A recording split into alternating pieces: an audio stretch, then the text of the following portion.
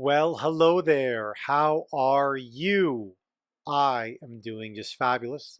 Thank you so much for asking. Welcome to another episode of The Working Ant with me, your host and coach, Rami Balut. It's absolutely a pleasure to be with you today, as it is always. I hope you're doing well. I know there's a lot of like power of bad news taking place in almost every aspect of our lives these days with uncertainty around the economy and whatnot. But today we're going to be talking about something related, but a little bit more like uplifting than just the facts of like numbers of people that have lost their jobs, people that have been removed from access after like decades long of tenure with a particular company and whatnot. It's really sad when I see news like that. It breaks my heart in so many ways, and I can't help to think about like what does someone actually think about like after being with a company for that long and then being just like removed just like that, just like boom right away, just like terminated just like that in such a dramatic fashion and such an abrupt fashion. I sort of like seem to wonder, like for those that have like dedicated their lives to a particular company, who have, for better or for best, associated their identity with a particular company, to go through something like that. Definitely not an easy thing whatsoever, and sort of like shatters one's confidence and like, okay, if I'm going to be dedicating myself to a company like this in the future, is this what could actually happen to me? I mean, I wasn't expecting it. It just so much like happened. What happened to all this like talk about like we as a company and we as a family and we are all these great things, and all of a sudden numbers are being crunched and algorithms are being deployed, and someone just finds themselves on the other side of a particular layoff. It's heartbreaking, especially for those that have actually been with the company for such a long time. I wonder, like, some of these folks that have actually come through my doors and I've had conversations with, it's like, so what do we do here? Like, what should I be doing? Should I have a side hustle? Should I be starting my own company? Should I like be totally like looking at making a dramatic career transition outside of the one that may be just the obvious one to go to after something like this? But even if I were to make a successful transition, like how am I going to feel? How am I going to act after spending so long with one company and then just having this sort of like trauma take place where even if one knew that numbers were not good, little did they think it was going to just happen like that. And, it's just something that just obviously bothers me. But it's also like a reality. It's like even if I was bothered by it, like how many people have actually gone through something like this? Those are the people that really are dealing with the level of like trauma. And it really, really just does break my heart. But it also, provides like an opportunity. And I think one which we'll be talking about today in our episode of The Working Ant. And that actually is just like this fundamental question that comes to my mind. And really, I don't think it would have come to my mind had I not had such an influx of individuals reach out to me out of either fear of something like this happening to them, or it has happened to them. And therefore, it's like, okay, I need to know what I'm going to be doing next, or what should my first next step be outside of the obvious. And the obvious here is like reach out to your network. The obvious is like, update your resume, your LinkedIn profile. The obvious is like, reach out to potential hiring managers and recruiters that are listed on a LinkedIn uh, job posting. Outside of the obvious things like that, there's many, many more obvious things, of course. Um, what came to my mind just because of so many people coming to reach out to me was like, okay, what is your job? Like, what is your job? Like, define your job today. Define your role today. When I ask people that question, especially those that are obviously still employed, don't really get a straight answer. And it's not like, you need to have a straight answer, meaning there's like a right or wrong sort of answer, or a black or white, or like, a yin or a yang sort of thing. No, it's just a matter of like, hey, what's a valid reply that reflects both reality, also reflects something I would love to share, and probably equally as important here, something that's compelling enough that would put me ahead of, or at least at, where other people who are probably great in number, who are going to be vying for a similar position that I'm going to be applying for in the very, very near future. And so, really, just comes to question. It's like, hey, what is your job? What do you do? If you were to be asked that question today, like, what is it? What is your job? Is it actually based on the title? And should you actually start out that way and talking about it through a title? So let's just say, here I'm in the Bay Area, so no surprise here we're going the tech route at least. But it's obviously could apply to any position. Like, let's just say you were a TPM, a technical program manager, for example. Like, are you a technical program manager? What is a technical program manager today?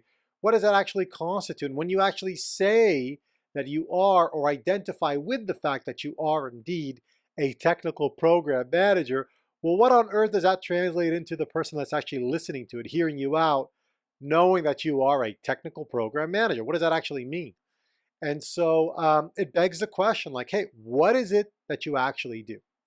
And how are you going to describe that in a way that's going to be in some way compelling to the person you're going to be speaking with? And I think it's a very, very valid question, especially for those that are, let's just start with this. If you are employed today, which is wonderful, may you stay employed always, if that is obviously something you choose, um, and you were to describe your role, is it in fact something that you feel happy talking about, excited talking about? I'm really, really want to believe in like someone's actually like their actual state when they go into an interview.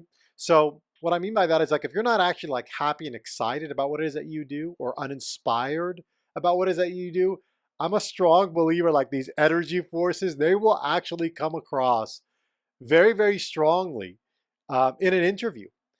Even if it's like a sourcing call, they'll come across like extremely strong in one of those calls.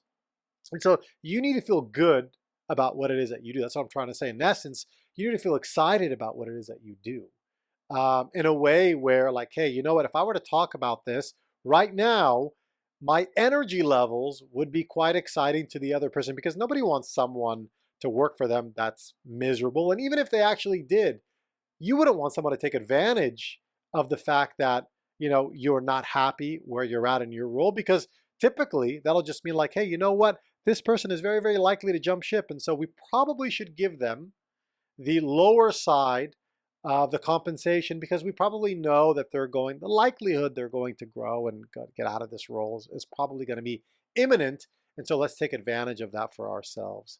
And so and so what I also will encourage you to think about is like, all right, if I were to leave my role today and I wanted to transition to something better, more aligned with my values, my principles, my skill sets, my expertise, my aspirations, whatever it is, what would that actually be?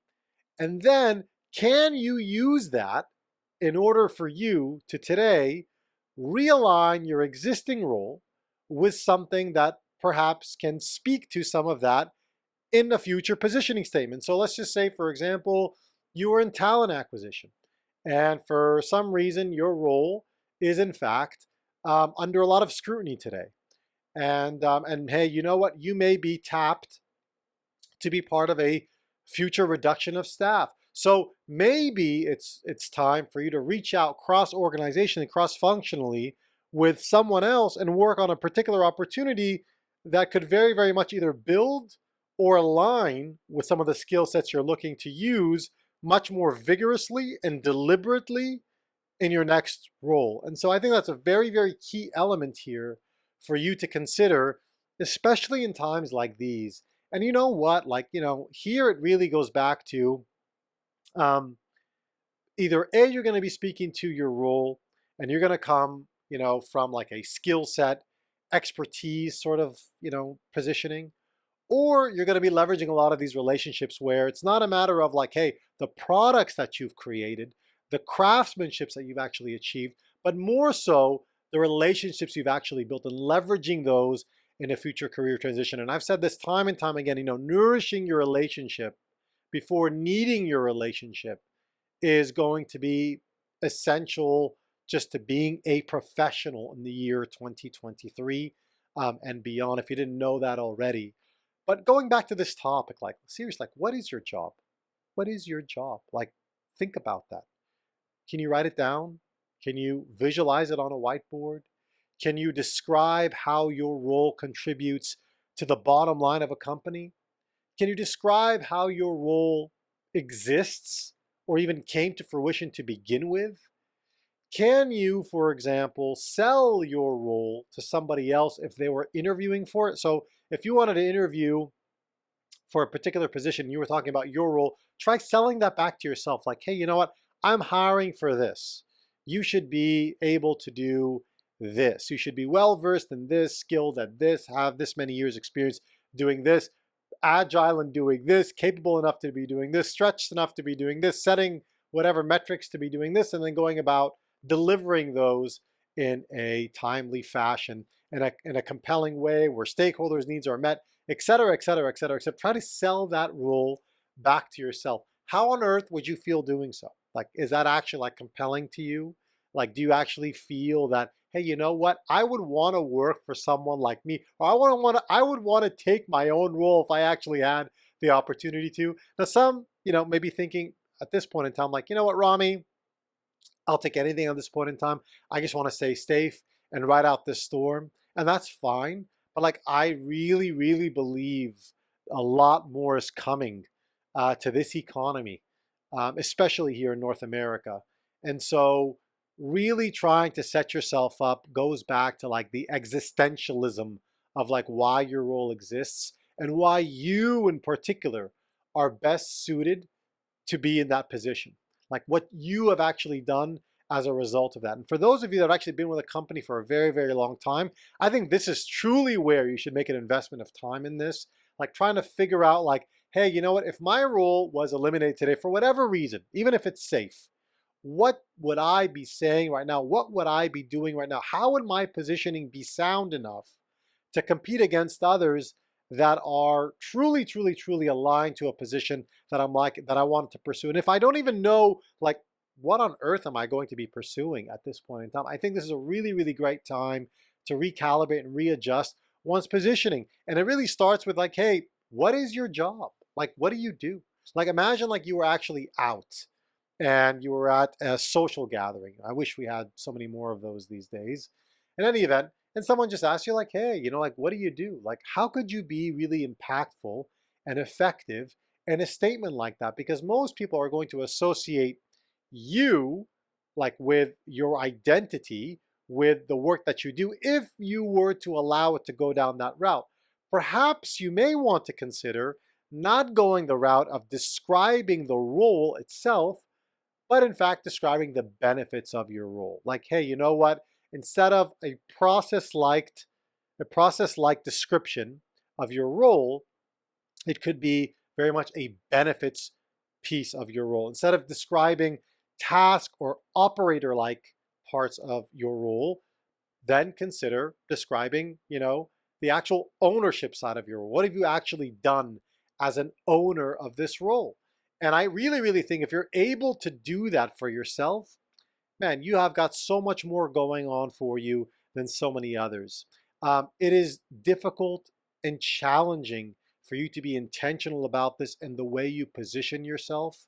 I tell a lot of my clients, maybe you may want to start with thinking about like, hey, what do you attribute your success to up until this day? What are some of those things that you've valued along the way to actually make you where you or who you are today as an individual, as a professional? What are some of the things that you could actually ask in a conversation just to find out whether or not, hey, you know what, this is going to be a great fit? One particular example is like, hey, why are you hiring for this role? Most people don't even ask that, especially where they're faced with an existential sort of like crisis of like, hey, I've got to apply for this role. I've got to get in with this role. And so the more we actually can find out about what it is that we do and describe that in a way that actually makes logical and reasonable sense to someone else, the more we're going to be able to ask questions to the other person to indeed find out whether or not we're aligned to this role. But seriously, like, ask yourself, like, what do you do? Like, what do you do today? It's so, how many times am I actually going to repeat that? I just hope I've made this point very, very clear and I've drove this point home. It's important for you to consider, especially in times like these. You know, my gosh, I don't even know what I could say. I just think about all those people, yeah, that didn't just see things like coming and, that have been faced with something like this. And, you know, maybe if anything, you can take this and go to somebody else and say, like, hey, what is it you actually do? Let me help you go through this process. Let's talk about the benefits versus the process. Let's talk about the compelling, quantifiable elements of what it is that you do. Instead of saying we, say I. Instead of wanting to shy away from impressing people, try to impress upon people all the work that you've actually done, spearheading particular campaigns, leading, creating initiatives, showing that you're actually so much more than what your title says that you are, because, hey, all of us are so much more than what our title says that we are. And this is the time to go out and pick up the phone, send a LinkedIn, message or email to someone that you may care about, and just say, hey, I'm thinking about you, and I'd love to talk to you about maybe helping you out with your next play. And with that being said, um, what a wonderful, wonderful time it is to be with you today. Please take care of yourself and those around you. Continue to live out the best version of yourself. And that obviously exists right there within you. I believe that. I hope you do too. Until next time, this is Rami, and I will see you on another episode next week on The Working Out. Bye for now.